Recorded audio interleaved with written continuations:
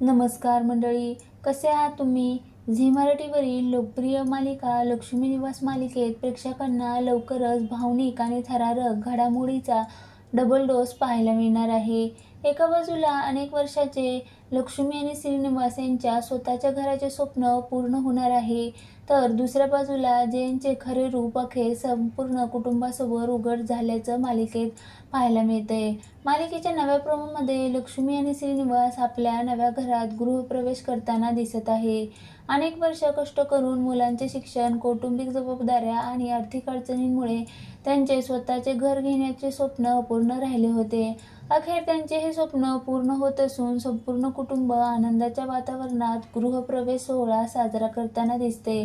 पारंपरिक शृंगारात सजलेले कुटुंब आणि घरावरील लक्ष्मी निवास ही पाटी या आनंदाच्या सणाला अधिकच खास बनवते.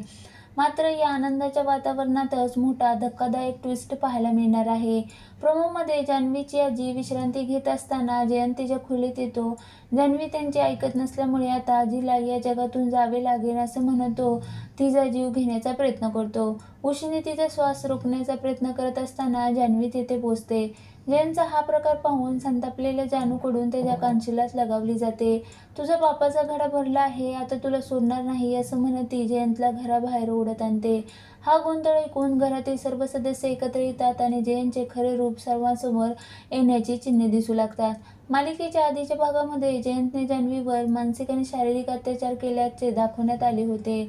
तिच्या आजीलाही संपवण्याचा प्रयत्न त्याने केला होता. सत्य समजल्यानंतर जान्हवीने त्याच्यापासून दूर जाण्याचा निर्णय घेतला होता. नंतर काही घटनांमुळे तिची स्मृती गेली, पण लग्नाच्या दिवशी तिला सर्व काही आठवले.